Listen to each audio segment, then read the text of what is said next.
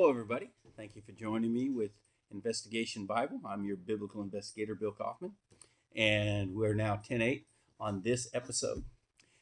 The last couple of weeks, we spoke about people who had become believers who um, were kind of against it, but through study, they turned their life to Christ. Okay, that was what was the emphasis. Well, this week we're going to continue, but not on that. We're of people that serve Christ, but not like that.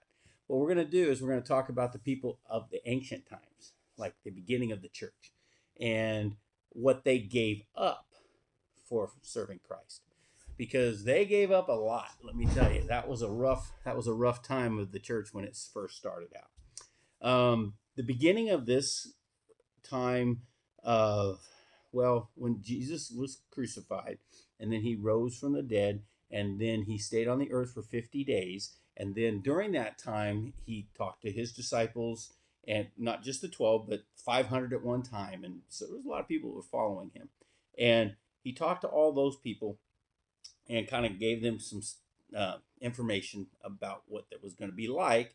And he said that the Holy Spirit was going to come and all these other things. But he also said things like, if they hated me, they're going to hate you too. And they kind of did. So the original group of people that served Christ, they did it at the cost not just of their friends and family, but of their own lives. So now the book of Acts is a history of the church, okay, like the very first beginning after Jesus left. In fact, it starts with Jesus leaving, and as he ascends up to heaven, the angels come. Everybody's looking on, as we all would. I would too. We're all looking on like, what in the world just happened? That's crazy. But as that was going on, the angels say, why do you guys stand around looking and gawking at this? Now go out and do what he told you to do. Because what was the last thing Jesus told us to do? Go out into all the world and preach the gospel, sharing all the things he had commanded us. It's called the Great Commission. Baptizing everybody in the name of the Father, Son, and Holy Spirit. And lo, I'll be with you always, even unto the ends of the earth. That's King James version of that. But it's called the Great Commission. And Jesus said that to the people. Then he ascended into heaven, into the clouds. They saw him do it, which would freak everybody out, freak me out. It freak you out too, to watch that. Because that's just something you don't see. And the angel doesn't come and go, wow, that's pretty amazing, huh? You go, well, what are you guys standing around for? Let's go, go, go, go. You can start doing what he told you to do. And that is what the beginning of that book of Acts is talking about. Well, then it goes through the apostles, how they built the church, how God used them and everything. And it even describes some of their deaths, because the book of Acts is only so long. It's long before Paul dies and all that, and Peter dies. They're not dead yet when the book of Acts is finished, so it doesn't talk about their death, but it talks about a couple others. And then church history talks about other first century believers who gave their lives for Christ, okay? And they're called martyrs. So what is a martyr? Well, a martyr is somebody who gives up their life for a cause that they believe in. It doesn't have to be even a right cause. There's been a lot of martyrs that gave up their lives for things that were a lie, were not true, not good, all that kind of stuff. There's been martyrs for communism. I think communism is a horrible thing, but I understand that they didn't think that. Okay, they believed in it whenever they were allowing themselves to give up their lives for their cause. Okay, so a lot of people have given up their lives for a cause, but they generally speaking, you really believe in your cause. Okay. And so that's why it's so important what happened with these apostles and the early disciples, because the 12 apostles, that's fine, but there was a lot of disciples, and because a disciple just means somebody that is your student, and so there was a whole bunch of those people around, and a lot of them gave up their lives for the faith.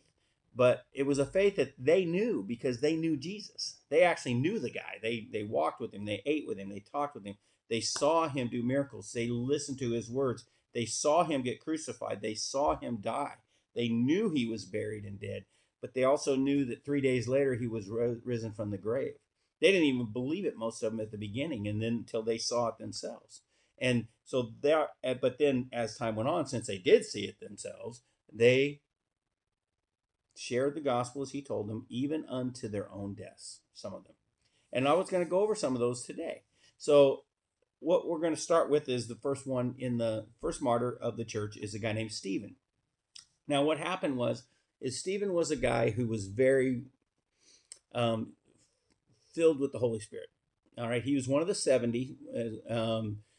Jesus had the 12 apostles, but then he also took 70 different people that were following him, and he gave them a commission to go out and do some miraculous things. Okay, and he gave them the power to do it. And Stephen was amongst that group of people. Well, after Jesus rose from the grave and started this church, and the Holy Spirit was doing all these things, the Holy Spirit came strongly upon Stephen, and he was very effective, very, very effective. Well, he had, because he was so effective, he had some people not liking him too much. And so what that happened was that, well, basically they trumped up charges. That's exactly what they did. They just made up some charges against him, and they said, we're going to go ahead and they accused him of blasphemy against Moses, blasphemy against God, and then blasphemy against the temple. All right, so temple's still up when this is going on. This is before it's destroyed in 70 AD, long before then, quite a few years before then. And so, but they accused him of these things, which wasn't true at all. Stephen didn't do any of those things, but they accused him of it. And this was during a lull now of Roman rule. Rome was, at the time of Jesus, was in complete control, but there was some intrigue. We're not going to get into that, all right, but it is a fun thing to study. But there was some intrigue back at the palace when Caligula and Claudius and Nero, as they all took power over from each other and everything as time went on. There was a great deal of intrigue. Well, for a little while, they actually kind of abandoned Palestine to its own rule. The procurator was there. I mean, the presence was there, but they didn't necessarily have a procurator. And that's what Pontius Pilate was when Jesus was crucified. But they had a lull, so that during this time, the Sanhedrin took it on themselves to do what was against the law of Rome, which was do capital punishment. They weren't supposed to do it, but there was no, well, fox is away, the hens will play, or whatever. I don't remember. Whatever that saying is, while the boss was off, they did what they wanted to do. Okay, so they pull in Stephen at this time. And when they pull him in, they try him because they had that ability. And he gives this great oration. I mean, just incredible. Okay. He starts off with Abraham, and he talks about how Abraham was from the other side of the Euphrates in the Mesopotamia area, and that God called him out of there and said, go over to Canaan. And he did. And then God didn't give him any land to live on, but he promised him he would. But he also said your children are going to have to be in another land for about 400 years, and they were in Egypt. And then they come back out because of Moses. And he even talks about how Moses wasn't accepted by the Jewish people at first, Israeli people. Sorry, not just Jewish. Jewish is from Judah, but Israeli, the entire nation of Israel. And he gives this whole dissertation on where Israel came from, how it got into Egypt, how Moses got them out of there, and how they didn't even want to listen to Moses, and they built these calves made of gold and all these other things, the golden calf, and all this stuff that they did, and that they killed all the prophets. Your fathers killed the prophets. Our fathers killed the prophets. And just like you did Jesus. And that's what he says. You're no different than your fathers before you. They didn't listen to the prophets, and you're not listening to Jesus, and you're the same. Well, this made them very unhappy, and it actually says that they grabbed him because they couldn't answer him. See, he gave such a good sermon, for lack of a better term, a good teaching on the history of the Jewish people and the Israeli people, and they knew it, and they knew he was right. And so they couldn't argue with him anymore, so they grabbed him and they pulled him out of the city, to the outside of the city, because you weren't supposed to stone people inside the city, and they stoned him to death. And at this time, early on, before Paul was an apostle, before Paul was a Christian, he was called Saul at the time, he was actually amongst that group. And they laid their coats at his feet. He was the coat bearer as he encouraged everybody to go ahead and pick up stones and stone this guy to death. And as Stephen was being stoned to death, he gave these words. He said, he looked up to heaven. This is what he said, being full of the Holy Spirit, he could see into heaven.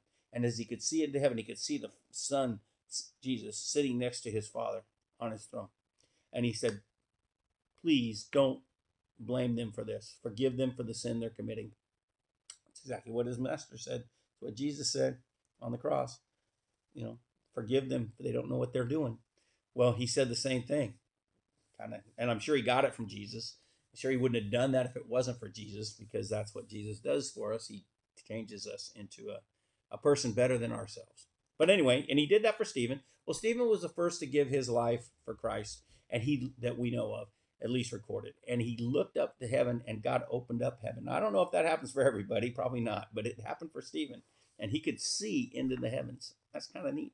All right, now, that he wasn't one of the 12 disciples, though, but he was a follower of Christ. But let's go over the 12 disciples. How did they meet their ends?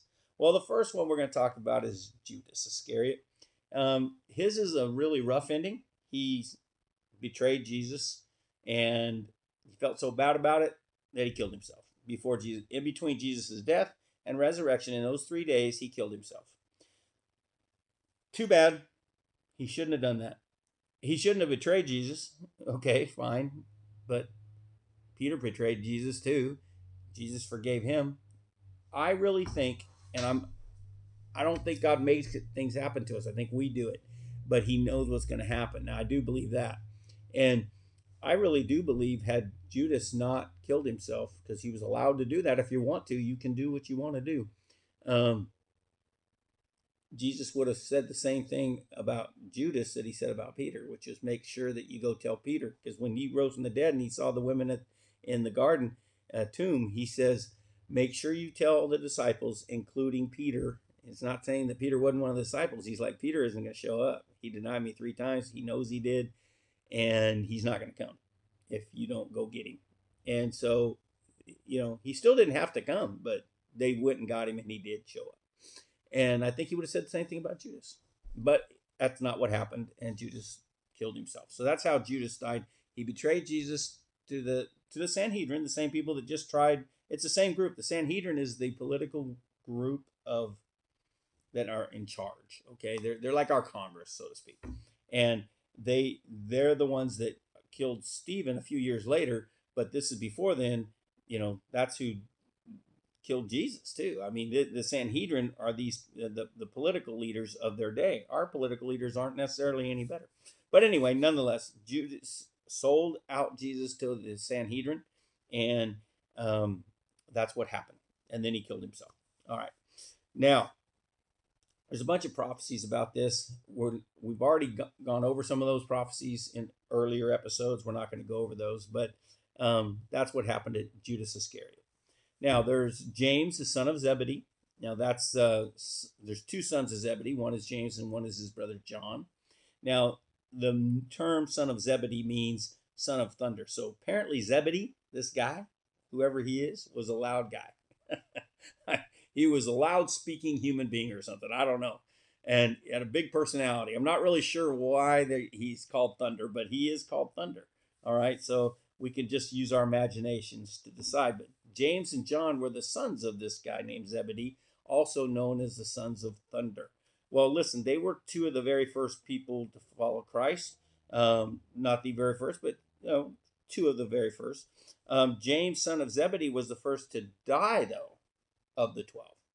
Okay, he was preaching the gospel in Jerusalem. They hadn't left yet. The persecution in Jerusalem wasn't good, but it didn't lead to the killing of the disciples yet until this guy. And Herod Agrippa, there was more than one Herod. Remember, they had Herod the Great, then we had Antipas and Herod Agrippa, and Herod Agrippa is the son of Herod the Great, or maybe the grandson. I didn't look it up. It's a very complicated family line, but it doesn't matter. The Herod family was in charge of Jerusalem, of all of Judea from the time of Julius Caesar, really. Well, maybe a little after Julius Caesar. Yeah, a little after him.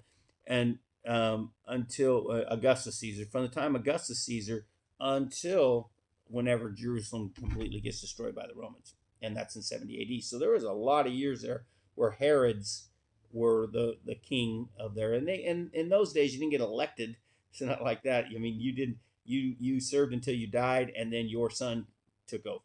That's what happened. So anyway, Herod Agrippa, and one of the Herods, was now the king, and he has James killed by the sword, cut off his head with a sword in front of everybody. And when he does this, he sees that it is a very popular thing amongst the Jewish leadership. All right. So the Israeli leadership, the Sanhedrin, they don't like all this Christian stuff going on. And so they go ahead and really support this James being killed thing. So he arrests Peter, who's kind of the real leader of the church, one of the leaders. James was too, but now he arrests Peter. And it talks about this in the book of Acts. I think it's the 12th chapter. Anyway, honestly, I don't. Yeah, okay, doesn't matter. It's in the book of Acts. And the angel shows up, and Peter's arrested, and the angel shows up and gets him released. I mean, he breaks him out of jail. All right, we're breaking out of here. Yeah. Okay, he really does. The angel shows up. It actually says that he smote Peter. In other words, he woke him up. Hey, wake up. Hey, get up. He says, get on your clothes and let's go. Well, he has 2 guards, but they're asleep because the angel probably made them sleep. I don't know. It doesn't say. And gets up, and the gates open in front of him. And when he gets out in the street, he even thinks he's dreaming. That's what it says. I thought I was dreaming. But then he gets out there and he realizes that, and the angel leaves, by the way, and he goes, wow, I'm free. So he goes over to the house that people are staying at, which is a lady named Mary. There's a lot of ladies named Mary. This is James's mom, and they're staying there, and he knocks on the door. And when he knocks on the door, a girl named Rhoda goes to answer it, but she doesn't open it up because she's afraid. Because remember now, James just got killed, and Peter just got arrested, and she's afraid. And she comes up, Rhoda says, who's there? And he goes, hey, it's me, Peter. And she recognizes his voice and runs back in and tells everybody. And that's what happened. Okay. So, I mean, that's just an interesting little, and then they all go, hey, what are you doing here? Anyway, that's how that all went down. James is killed by Herod Agrippa. Peter's arrested by Herod Agrippa. But God lets Peter out. And then he doesn't get arrested again. Not really sure what went on. But whatever happened, he didn't get arrested again. He actually goes on. Now, what happened to Peter? He goes on and he becomes pretty much one of the leaders of the church. And then he goes off to Rome eventually. And he's working there, building the church up as a pastor. Really, he's called the first pope by the Roman Catholic Church, and that's fine. I don't really care what that's okay with me. I don't really care. I don't think that's 100% historically accurate, but he was a leader of the church. He was in Rome, so we'll let Peter's first pope. Fine with me. Anyway, he is in Rome when Paul comes, and the apostle Paul gets arrested, gets transported to Rome, and he goes before a guy named Nero, who was the emperor at the time of Rome, and Nero has Paul's head chopped off. Okay, Rome burned. He blamed Christians and all this stuff. He has Paul's head chopped off. Peter decides to buggy out, like, I'm out of here, man. And he probably should have been. I mean, under normal circumstances. But according to not a biblical story, but an extra biblical story, and whether this is true or not, Peter was killed in Rome, but that's true for his faith. But whether this part's true, I kind of doubt, but it's a fun story to think about. This is written down many years later, not an early, we don't have anything early about this, and it's not in the Bible. But Peter is leaving, and he's walking away from Rome. He's taking off. I'm bugging out. And he sees Jesus on the road walking toward Rome. And it's on the Appian Way. And Peter's like, hey, what are you doing here? And Jesus said, I'm walking to Rome to be crucified again. And Peter says, well, I took that as a sign. Say, I should probably go back. So he goes back and he preaches the gospel, and Nero arrests him. And whether that part of the story is true, I kind of doubt. But he was arrested by Nero. That part I don't doubt. And he was crucified. But he asked to be crucified upside down, so that was not like the Lord. He was not worthy of that. Okay. So that's what happened to Peter. He was crucified upside down, on a cross upside down in Rome. All right. Then we got James, the son of Alphaeus. We got three sons of Alphaeus. All right. James is the son of Alphaeus. He's known as James the Lesser. Remember James and John, sons of Zebedee. Well, this is another James, and he's the son of Alphaeus. He's called the Lesser, not because he's a less important person or anything like that, but only because he's younger. Okay, he's younger than James. That's what they did back then. So he's called like Junior, like we call some Junior. So he's the Lesser. He was the brother of Jude and Matthew. He stayed in Jerusalem. But then eventually he made his way down to Egypt, where he was crucified and then sawn apart after he was crucified. The saw is his apostolic symbol because he got sawn apart. He was already dead when he got sawn apart. That's a lot of hatred to kill somebody and then saw him up. But they apparently did. Then we got Jude, his brother, son of Alphaeus, brother of James the Lesser, and also the brother of another guy named Matthew. But we'll get to him shortly thereafter. All right. He's the one that is known as the man with three names, Trinomius. Okay, because in the Bible he's Thaddeus, Lebbeus, and Jude. He was, by the way, he was a zealot. It mentions that he was a zealot. There's two of the disciples that were zealots. I'll get into that in just a little bit, but suffice it to say that they were very militant and violent. They kept a dagger inside their cloak to kill Romans and tax collectors. His brother was a tax collector, by the way. Anyway, but he was martyred in Persia. He went all the way to Persia, and he was killed by firing squad. Ready, aim, fire, because it was arrows that were doing it. So by bow and arrow, he was actually killed. All right, so that's what happened to James or Jude to Jude. Okay, Nathaniel, also known as Bartholomew. This is the one that Jesus, when he first saw him, said, "Hey, an Israelite in whom there's no guile." I mean, there's nothing wrong with the guy. He didn't dislike people. He actually liked people. And he was known as an ardent studier of the scriptures.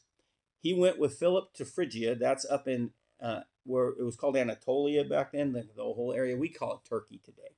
And he goes up to Turkey with Philip, the other apostle.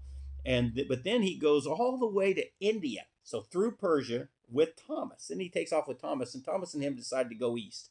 And so they go through Persia and all the way to India, and it's in India that he's killed by the people in India for preaching the gospel. And he was filleted with knives, like while alive. That's rough, man. That's a rough way to do it. A lot of ancient peoples did stuff like that, and it's pretty darn rough. The three knives are his symbol, his apostolic symbol, historically. It's not in the Bible. That's just thing that people did. They did that because of the way he was killed. All right, Philip. Now, Philip was used a lot by God. And in the book of Acts, he actually is instrumental in talking to the Ethiopian governmental guy. Okay, so there's a government official, and he comes from Egypt, or Ethiopia, down below Egypt. Ethiopia wasn't just where Ethiopia is now. It would encompass probably the Sudan and a couple other places. I mean, anything below Egypt, really. And so he comes up there through Egypt, comes up to Jerusalem. He's doing whatever he's doing. He's leaving Jerusalem, and he's reading their scriptures. He's reading the book of Isaiah. And he comes across these things about this Messiah guy, and he doesn't understand him. And God introduces Philip to him right there while he's in his chariot, and he's got a driver and everything because he's an important guy, and he's in the chariot. And Philip explains to him who Jesus is, what he did, that he rose from the dead, that he's the fulfillment of all these scriptures, and that we're following him. And the guy wants to do that, and he says, "Well, can I be baptized?" And he says, "Sure." Well, actually, I think the King James Version says, "What prevents me from being baptized?" And he says, "Nothing." Philip, nothing. Baptizes him right there, and he becomes a Christian. Now, the history of the Ethiopian church, which is very long, they record this event and say that that guy came down and basically started the Christian church in Ethiopia, okay? And that he was the first bishop of the church down in Ethiopia, that government official was, okay? So anyway, that's the story of that. But what happened to him? He was martyred in Hierapolis. Well, Hierapolis is a city up in also in Anatolia, where Turkey is now. The seven letters to the seven churches. We'll talk about that on another episode. But that those churches are all in what we would call Turkey today, Anatolia, and they're all in Asia Minor. It's also known as Asia Minor. They're all there. Well, this is right there between some of those. I think it's right beside Laodicea or something. It's just right there. Sardis. It's a city, good sized city, and he is crucified there in Hierapolis. That's what happened to Philip. Andrew, okay, now Andrew is Peter's brother. We talked about Peter. He got crucified upside down because he wanted to not be killed like Christ because he wasn't worthy of it. Well, Andrew's his brother. Andrew actually was following John the Baptist, and then he goes and follows Jesus, and he goes and tells his brother Peter. And then Peter comes up, and of course, all that stuff. Well, he goes down to, he was used by God mightily too, and actually it talks about him in Achaia, Greece. He's in Greece now, and Aeopus is the governor of Achaia, of Greece. It's a, like we have governors of states and stuff. Well, he was the governor of that area of Greece. And Aeopus goes ahead and he has a wife who is very sick. It's like she's going to die. And Andrew prays for her, and she gets healed. Well, she becomes a Christian over that. And so does Aeopus's brother. And Aeopus gets so mad that he goes ahead and arrests Andrew, and he's going to kill him. And he's going to crucify him because that's how they killed a lot of people in those days. And he asks the same thing that his brother did. Now, this actually happened before Peter was killed. So this is before then.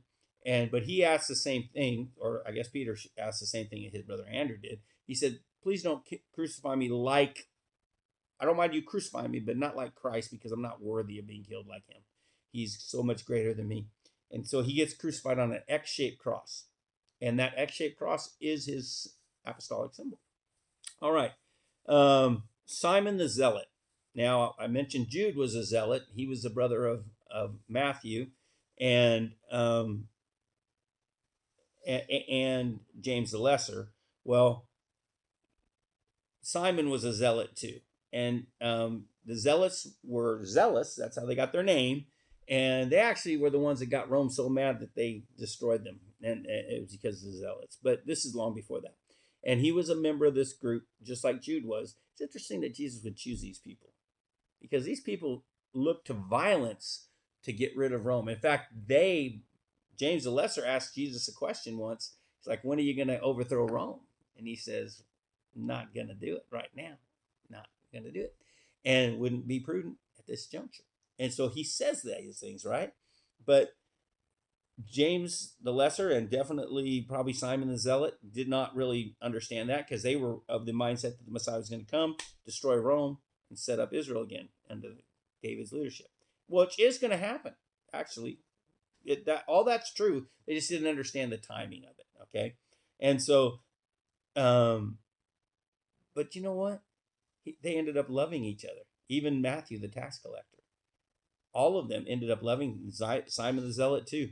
And Simon the Zealot, anyway, he went over to Persia, and he started preaching the gospel. Probably same time that Philip went, Thomas went there. Yeah, about that same time that happened. He goes there, and he's preaching the gospel there. Well, he gets arrested and sentenced to death. And they put him in a log, and they sawed it in half. And it was not a magician's trick. Ta-da! It was not. Okay? It killed him. He got sawn in two pieces because he would not stop preaching the gospel. And that was done in Persia. That would be modern Iran. That's where that would be today. Matthew, the tax collector, he actually went out preaching the gospel, and he went all the way down to Ethiopia, probably to assist with the foundation of that Ethiopian church.